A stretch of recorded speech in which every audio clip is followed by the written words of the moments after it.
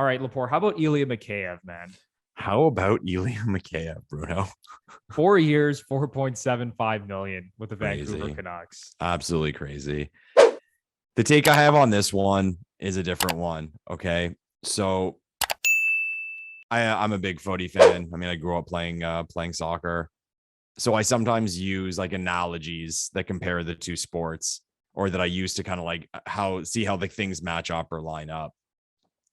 So there's a thing in the top flight of soccer, especially like in English Premier League, because like the TV money and the branding money is so big. It's just so big that these ownership groups, they don't really care about winning. They just want to stay in the top flight. Like they're not going to go crazy spending to try to win the league. They'll just spend enough to keep them in that meaty middle, to keep those TV dollars and advertising dollars coming in. And I think, and people may not want to hear this, I think that happens in North American sports a hell of a lot more than people think. Now, of course, in the Premier League, there's relegation. You're completely kicked out of the league, and there's no relegation in the National Hockey League. You're not going to get sent down to the AHL. But I think a lot of ownership groups, a lot of teams, they just kind of build their team in a way that like, okay, we have a chance to we can fight for a playoff spot. Like they're not going to go crazy committing to anything. And when I say that, I mean stuff off the ice where they can really set up a plan or whatever. Because like this is how I see the Mikheyev deal. And comment down below if you have a different opinion. Ilya Mikheyev is a nice player. He's a good player. He can be a fundamental piece on any team in the National Hockey League. I really enjoyed watching him play in Toronto. But at the end of the day, he's not an elite player. He's not a star player. Like he's not a game breaker. So why would you overpay a player who's in that category? Or even I'll go one step further. Why would you even give a guy what you think he deserves? Like at that level, you can find someone equal to Ilya Mikheyev for less money, or a little lower on the poll than Mikheyev for way less money. So like that's where I don't get it. Like no one can look, I'll put it this way. No one can look me in the face, even like the biggest Homer Canuck fan in the world, and can be like, this is a slam dunk. No, at 4.75 million, you're crazy. Like, I don't really, I have to think, what number would be for Mikheyev. I said I would have given maybe like 10 million over 3 years, like somewhere there. Never going like 1.5 higher for a guy who he's a third liner. And he kills penalties. He's good shorthanded, but I don't see the value in it. And like, it boggles my mind with these teams, how they see guys like that and they give them these contracts and then like term to give them the term as well. And it gets posted I almost said July 1, because that's usually the day.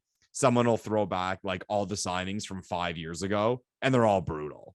And it's like, yeah, that I can see that Mikheyev one in a couple of years being like, they gave him 4.75 and then the wheels start turning as to why they gave him that. But sad to see him go. I enjoyed watching him in Toronto. Exciting player, different type of player, brought excitement. But at that price tag and at that term, no fucking way. No chance in hell. This is a classic example of overpaying a middle tier player. Like he's a good player. I echo all the same things you said, Lepore. Like I enjoyed watching him play. He's one of the fastest guys in the NHL, but he's not a game breaker. No. He's not a guy that you can confidently insert in your top six. He's a bottom six forward. Think about this, okay? The Leafs, especially last season, you can even go back to the season before that. They have been desperately looking for the third guy to pair with Matthews and Marner and the third guy to pair with Tavares and Nylander. Ilya Mikheyev could have easily stepped up and taken either of those jobs, all right? But for whatever reason, Sheldon Keefe did not feel comfortable doing that. And I say for whatever reason, the reason is because his finishing ability was terrible. Last season, he did score at a 30-goal pace. He had the best offensive season of his Leafs tenure, but this is a guy who wasn't able to crack the Leafs top six when the Leafs desperately needed a winger to crack that top six. And now Vancouver is paying this guy a shade under $5 million for 4 years. Yeah. What's always weird too is like, you always like how I said, what I thought a fair deal for Mikheyev was, and you're sitting there and you're like, yeah, but a team's going to give him more. There's going to be a stupid team that gives him more. And it always happens. Like, why?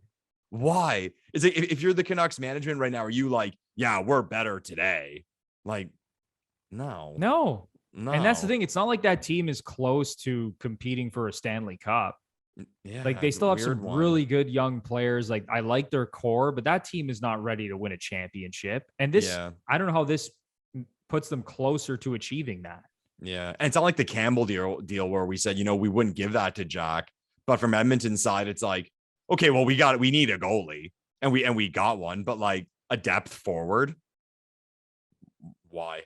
It's wild. It's wild. Like in a cap league, like I really and truly don't get it. No chance, man. Like congrats to Ilya Mikheyev and his agent for securing the bag, and same with Jack Campbell. But in the context of the Toronto Maple Leafs and their salary cap situation, bringing back, one or both of those players just didn't make a lot of sense. Yeah, no way.